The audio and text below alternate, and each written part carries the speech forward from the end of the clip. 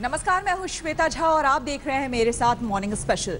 जिस वक्त आप 68वें गणतंत्र दिवस की परेड और झांकी अपने टेलीविजन स्क्रीन पर बैठकर घर में देख रहे थे, उसी समय हिमालय पर हमारे जवान बर्फीले तूफान का सामना कर रहे थे। कश्मीर में तीसरी बार भयानक एवलांच आया जिसमें एक मेजर समेत 11 जवान हमारे शहीद हो गए।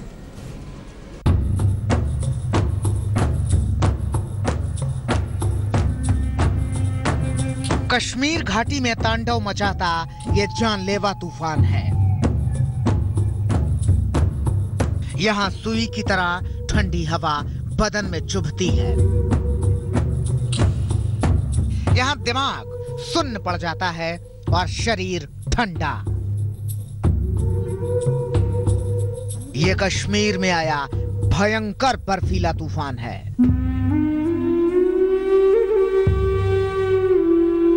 जिस वक्त राजपथ पर देश अपने शौर्य और पराक्रम की जीती जागती तस्वीरें देख रहा था, उस वक्त हमारी और आपकी हिफाजत में लगे कई जवानों ने हिम तूफान से घमासान करते हुए अपने प्राणों की आहुति दे दी।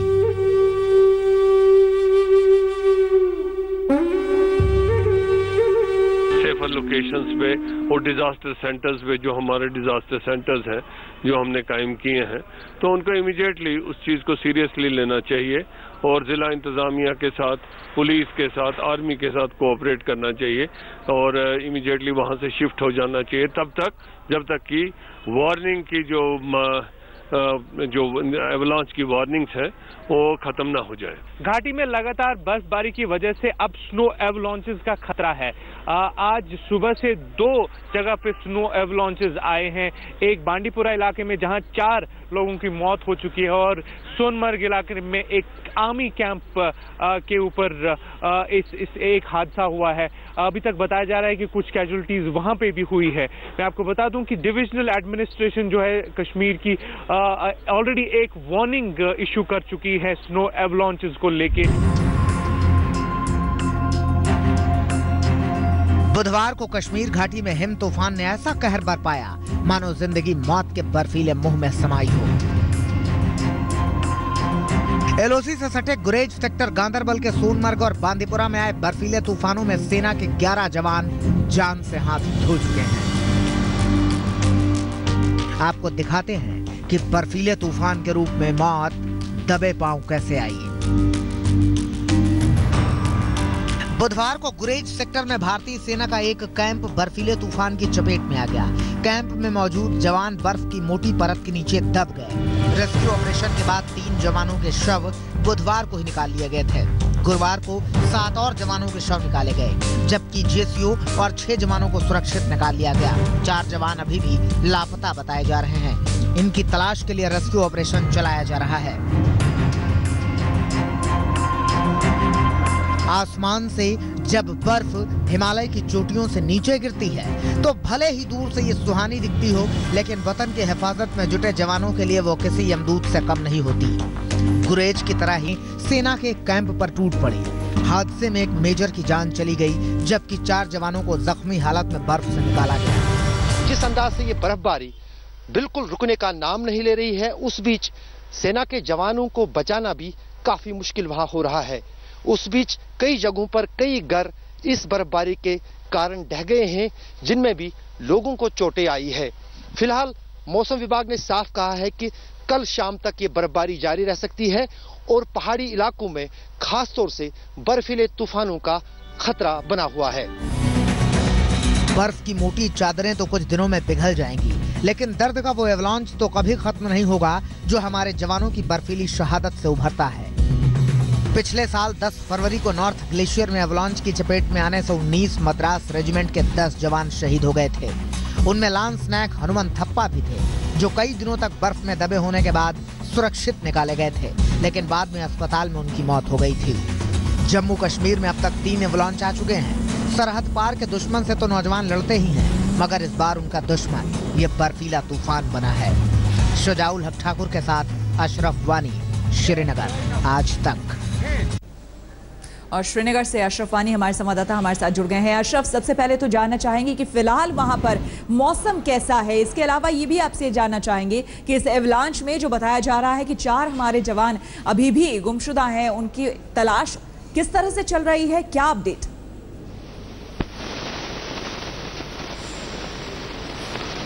बिल्कुल श्वेता, दरअसल सबसे बड़ी राहत की बात यह है कि करीब 4 दिन के बाद सोमवार से लगातार कश्मीर में बर्फबारी हो रही थी, लेकिन आज शुक्रवार को सुबह से बर्फबारी और बारिशें थम गई हैं।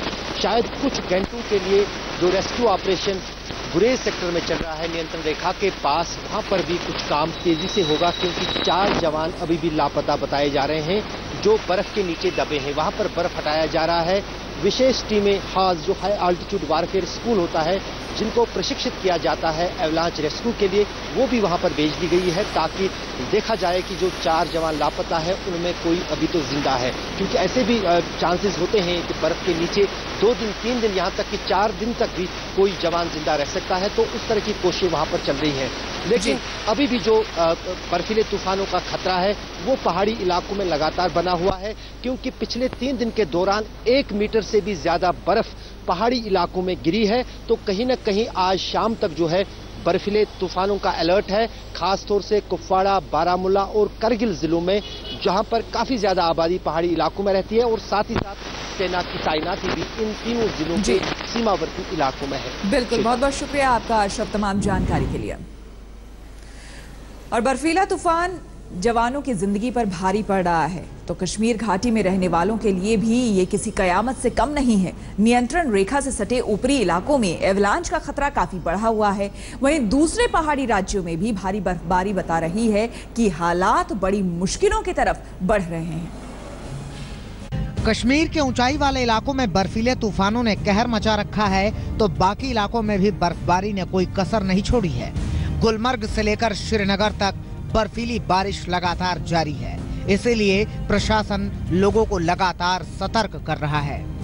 जिला इंतजामिया ने हर जगह अपनी टीम्स रखी हैं, पुलिस के साथ मिलके, आर्मी के साथ मिलके, खासकर नॉर्थ कश्मीर में, अपर रीचेस में और साउथ कश्मीर में भी आइडेंटिफाइड हैं जगह। और आज भी जो मैट वार्निंग्स हमको मिलती है एनडीए में से या मैट से, तो उनको हम इमीडिएटली शेयर करते हैं जिला इंतजामिया के साथ। आपको बताते हैं कि कुछ घंटों में कश्मीर में कितनी बर्फबारी कहां हुई है। गुलमर्ग में 16 सेंटीमीटर बर्फबारी हुई, तो पहलगाम में 9.5 सेंटीमीटर बर्फबारी, कुपवाड़ा में 7 सेंटीमीटर बर्फबारी, तो श्रीनगर में 4 सेंटीमीटर बर्फबारी। यानी मौसम बेहद खतरनाक मोड़ पर पहुंच चुका है, जिसमें अलर्ट रहने के सिवा कोई विकल्प नहीं है। लगातार एडमिनिस्ट्रेशन जो है लोगों को यही वार्निंग दे रहे हैं कि जो लोग ऊपरी इलाकों में रह रहे हैं, उन इलाकों में जहां एवलांचेस आने का ज्यादा खतरा है, वो सतर्क रहें और कोशिश करें कि इन इलाकों से निकल के सेफर लोकेशंस पे जाएं। मेट डिपार्टमेंट की माने तो अगले 12 घंटे तक इसी तरीके से बर्फबारी होने की आशंका है।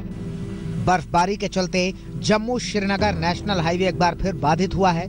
सड़क पर लगी सैकड़ों गाड़ियों की कतार रास्ता खुलने के इंतजार में है।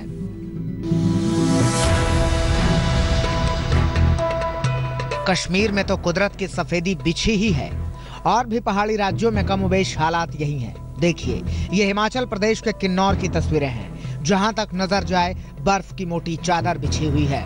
बर्फ अब यहाँ के स्थानीय लोगों के लिए मुसीबत का सबब बनने लगी है। यही हाल मनाली का भी है। मनाली में भी कई दिनों से जोरदार बर्फबारी हो रही है। बर्फबारी को लेकर तमाम परेशानियां अपनी जगह हैं, मगर सैलानियों के जोश में कोई कमी नहीं आ रही। राजौरी पहुंचे सैलानियों ने बर्फबारी का जमकर लुत्फ उठाया। मुश्किलें अभी भी कम नहीं हैं।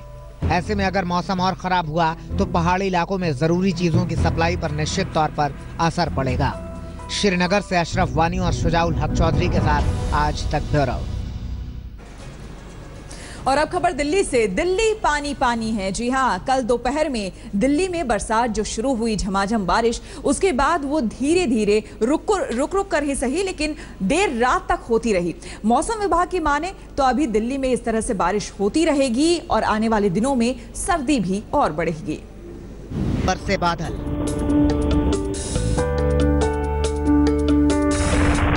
आसमान से टूट कर गिरी बूंदें, रुक कर अभी भी हो रही बरसात। पानी पानी हो गई राजधानी। ये मौसम का जादू है। गणतंत्र दिवस के दिन ही दिल्ली के आसमान पर घटाएं घिरने लगी। देखते ही देखते दिल्ली के आसमान को बादलों ने अपनी आगोश में ले लिया और फिर शाम तक टूटकर बरसे बादल। बादलों ने देखते ही देखते दिल्ली को तरबतर कर दिया। जस्ट लैंडेड फ्रॉम बॉम्बे और डायरेक्ट हम लोग इधर इंडिया गेट ये तिरंगा देखने के लिए आए। इंडिया गेट बिल्कुल यहाँ पर अलग से कानपुर से यस कानपुर ये भी कानपुर से है। कानपुर से बारिश को एंजॉय कर रहे हो? बहुत एंजॉय कर रहे हैं, बारिश बहुत अच्छी लग रही है। कानपुर में बारिश नहीं हो रही थी, यहाँ बहुत अच्छी बारिश। राजधानी में बारिश का माहौल यूं तो गणतंत्र दिवस की दोपहर से ही बन गया था और एक बार बादलों ने बरसना शुरू किया तो रुक रुक कर दिल्ली को भिगाते ही रहे। राजधानी से सटे इलाकों में भी यही हाल रहा।